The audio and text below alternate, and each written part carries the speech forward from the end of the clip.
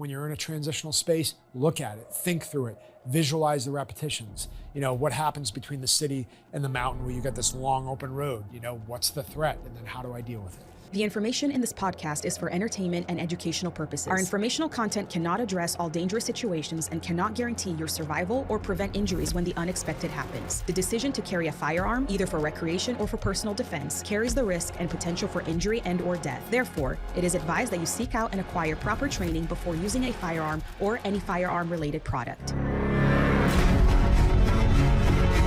What are some self-defense techniques? What would happen if there was a global internet outage? What should I do if I hear shots ringing out? Or what I should do if there's a major terrorist attack? What should I have? What's the best? What should I do? What does that look like? What would you recommend? Is there anything I could do?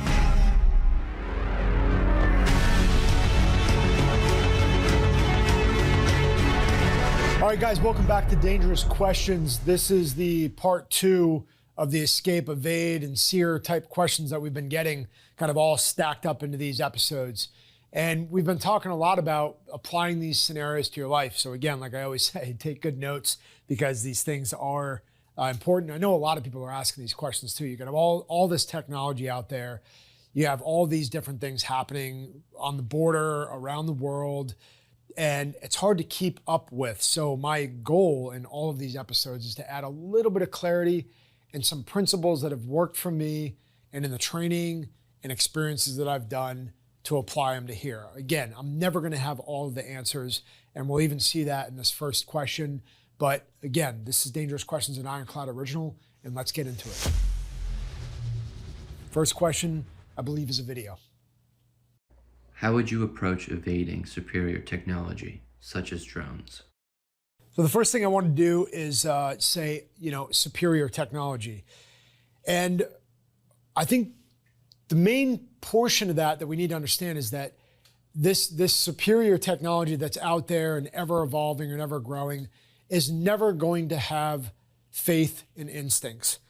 And that's one thing right away that I'm gonna look at, and I'm gonna know that because this is so rapidly changing, the enemy is rapidly changing, the technology is rapidly changing, I can get stuck trying to figure out what the right answer is to evade and do anything from any of this stuff that you think is a threat in your life. I mean, just the thing that you're holding in your hand is a threat every day to your well-being.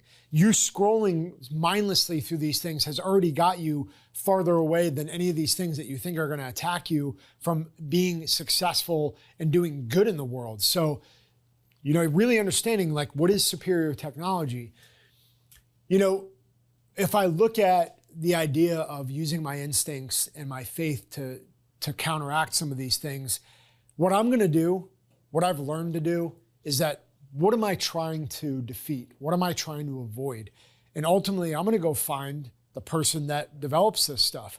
If you have a drone, for example, that does X, Y, and Z, I'm gonna go, hey, Bob, you build X, Y, and Z. Tell me a little bit more about this and the technology, and let me understand what the weaknesses are. I mean, that is gonna be every single thing that's made. The environment that I'm in right now has weaknesses. The filming that I'm doing has weaknesses. This iPad has weaknesses. So figuring those out and how they apply to your specific scenario is going to be important. But remember, trust your instincts. If there's anything that you need to do with defeating a superior technology, it's trusting your instincts. Get as far away from and remove yourself from connecting on all this stuff as much as you can. I believe that that's the start to all of it. So. Interesting question, but hopefully that adds a little bit of clarity. Okay, next one. I'd like to hear about evasion in a more suburban environment. All I ever see is mountains and urban areas. Nothing about the gap between those two environments. Dom, can you share some insights into evasion tactics when in more open areas? Okay, I think you're right in identifying that. I think you're right in identifying the fact that there really isn't much out there. And the reason being is that because it is a difficult space to talk about. You talk about those, they really are transitional spaces. Some guys might know them as that. I certainly think about them that way. And when I think about transitional in spaces that you go from the city to the mountains and you got these big, long, open roads, it's like, well, what's the threat? Am I being chased? Am I being tracked? Like, what is going on here? Let's talk about the context. But if you really are escaping for your life and you're in these transitional spaces, you've got to get crafty and you've got to think outside the box. You really do. Using your environment to your advantage, using these transitional spaces as much as possible. I mean, again, we could come up with so many different scenarios. It's like, am I being chased by a van full of armed attackers? Is that my transitional space before I get to the mountain? Well, have a faster car. Problem solved, right? That's a simple answer, but we can break down all of these things again and again, and without like a really defined list of like, well, in this scenario, A, what would you do? And I'd be like, okay, well, I do 1, 2, and 3, or what does the environment look like? Is it desolate? Just do you have a desert road? Well, then I need to rely on whatever vehicle I have to be able to mitigate whatever risk is happening to me. Am I walking? Is there any type of transitional space? It's a tough question to answer.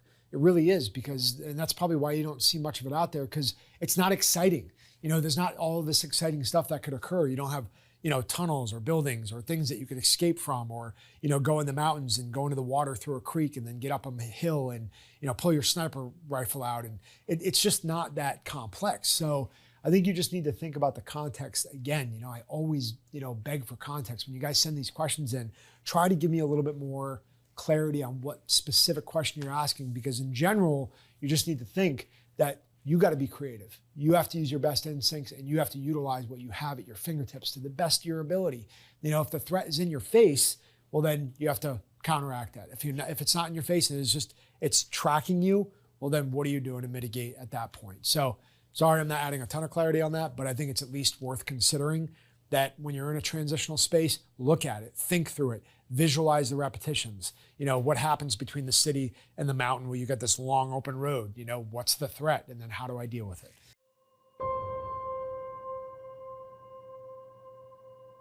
All right, guys, this segment of Dangerous Questions is also brought to you by Mountain Tough. Mountain Tough Plus is the fitness app that's trusted by the dedicated. Who's the dedicated? You guys watching this show. We care about our ability to become assets and to be able to handle these situations, these scenarios. We're asking these questions for a reason. This is a fitness app that gives you no excuses and sets a level of fitness mindset that you guys can take with you everywhere. Mountain Tough is an all-access subscription platform. It gives you access to everything that they have available. World-class home fitness programs, mental training, self-improvement, prehab, rehab, everything that you guys need to set a solid foundation of fitness for your life. Again, fitness is really important to me, and I highly recommend this fitness app. And here on Dangerous Questions, we talk about it all the time. You've got to be prepared. Mountain Tough is giving an exclusive discount for all Dangerous Question listeners. Use the code DANGEROUS at mountaintough.com on a monthly subscription. You'll get your first month free, and that's on top of the 14-day free trial, giving you guys 6 weeks to test this out. 6 weeks of free training at mountaintough.com. Go check it out. Now, the 2 women who were killed and found dismembered in Juarez on Sunday were from El Paso. On the southern border, there is a legal concept known as reasonable fear, a lifeline for those fleeing violence. A Texas couple was found tortured and murdered. Police say so far this month, 11 women have been killed in Juarez. And then their bodies or body parts offered up to Santa Muerte as an offering. She represents death. In this special Borderland docuseries, I take a deep dive onto true crime stories. Join me as we uncover the truth about the fear behind the crisis. This was a group of powerful people. Never been seen before in Mexico. Evidence of ritualistic elements. We ended up rescuing almost 200 kids. The discovery of multiple women in mass graves. They're almost in every state. When you put it together, you have an economic extortion map. But even more violent.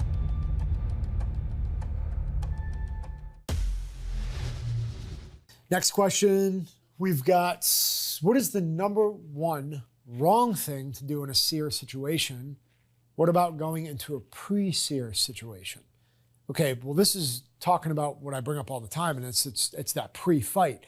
how do we avoid this completely? How do I completely, like I said, I had that conversation with my son. We brought all these worst case scenarios up, but then at the end of it, we're like, yeah, we should probably just never get ourselves in that situation to begin with. That's the A+ answer.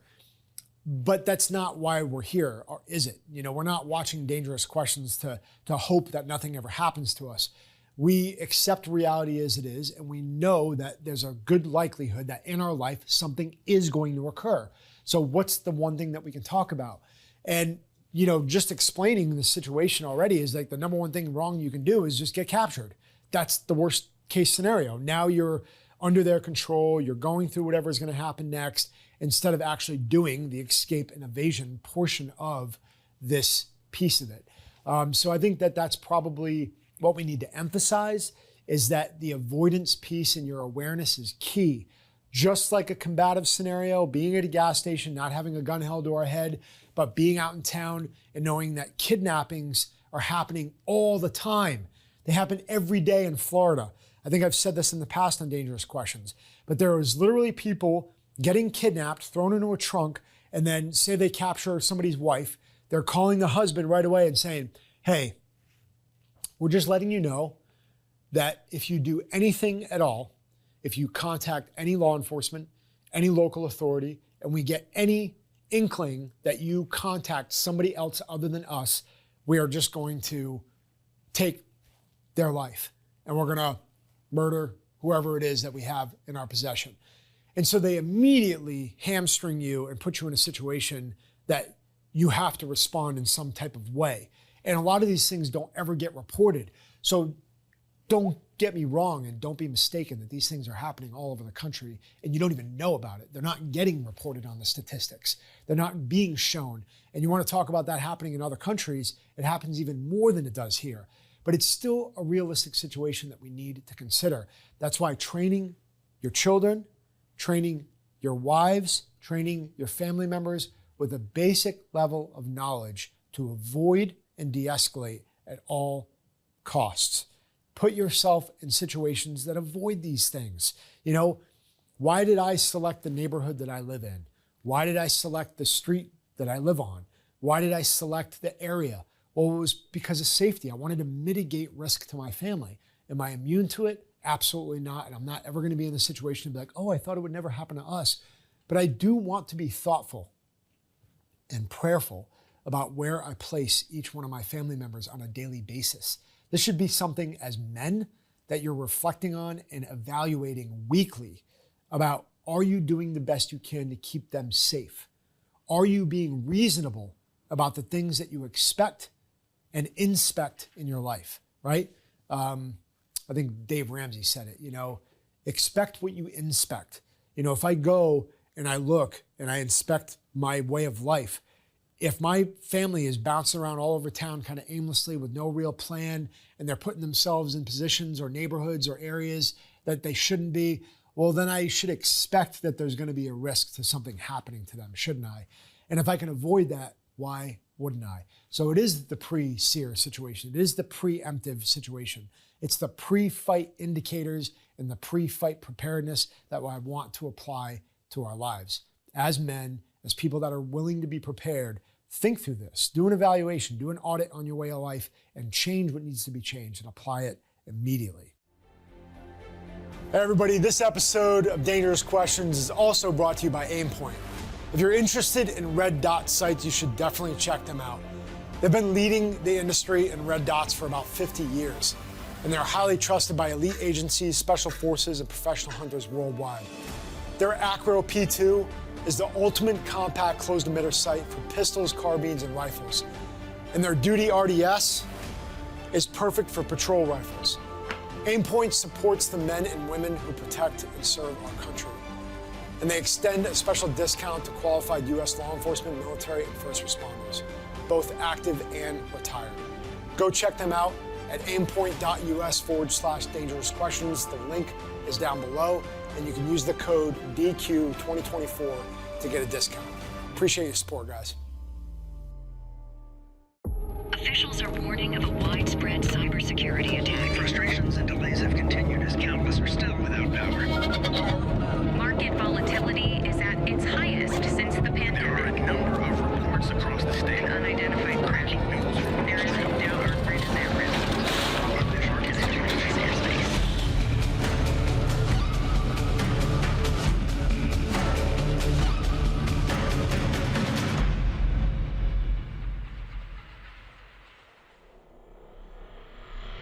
So can you share examples of when SERE training actually worked in the field to save lives? Yes, absolutely. There are many circumstances where being part of an escape and evasion type training and interrogation training helped save a lot of lives. There were several instances where a threat to life, whether it was on our team or even conventional military going out and doing operations, where we were able to find out information that people were setting up ambushes, explosive devices, and attacks, preemptively preparing to do a lot of harm. A lot of situations came up like this, and our ability to understand what to ask, when to ask, and how to ask it, it paid dividends in lives, and I know that for a fact. Even our own crews were saved, almost going to do something that was very close to us, and they didn't because they knew that there was a risk to them going into a building. And this is a simple way of explaining to you, but it absolutely is something that applied to our ability to go through the level of training that we had and then try to get answers and try to get a level of information that we needed at the time. For me personally, and not necessarily in a conventional sense, but I had multiple scenarios in a low-vis environment where anytime you come to a checkpoint or anytime you come to a difficult situation where you're dressed in plain clothes and you're trying to fit in with the local population and you don't belong there, I've had to use those escape and evasion tactics multiple times. One was in a vehicle, and I'm thinking through, how do I lose these guys? How do I get out of this situation? How do I get off this block and evade? Same thing about earlier. You hear everything about urban, and ideally you take care of it through the urban environment and then break contact on the outside of that. But I think you're more likely to lose somebody in those environments than you are in the transition spaces. So it's almost like, bringing me back to my previous question, or that one that you asked earlier, was I'm almost going to choose in an urban environment to lose them there before I go to the transitional space, unless I'm forced to go into the transitional space. And then at that point, it's like, okay, I got stuck here. I have to go through here. Now let me be creative. So just thinking about how these apply and how they have applied to my life is that in a vehicle, I had to break contact multiple times, and even walking on foot, I've had to break contact and got questioned and interrogated pretty quickly to try to figure out, okay, this might be a situation where talking is not going to help me. I just need to walk away. Sometimes talking can lead you further down a road that you don't already want to be in. And all I can say is that I'm thankful for the training that I had, and it allowed me to sharpen my intuition and instinct, applying those in a real world scenario, and then being able to break contact, and then thank God that I'm still here to tell the story.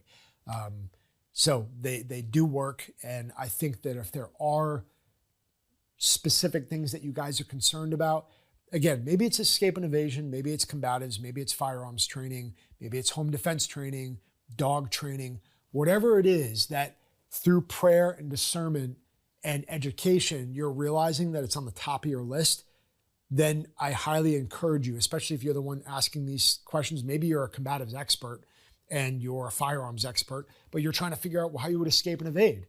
Well, it might be time for you to go educate yourself and take a couple of classes. I am sure, and I can't recommend any off the top of my head, but I'm sure that there are reputable people out there doing really, really great things with training.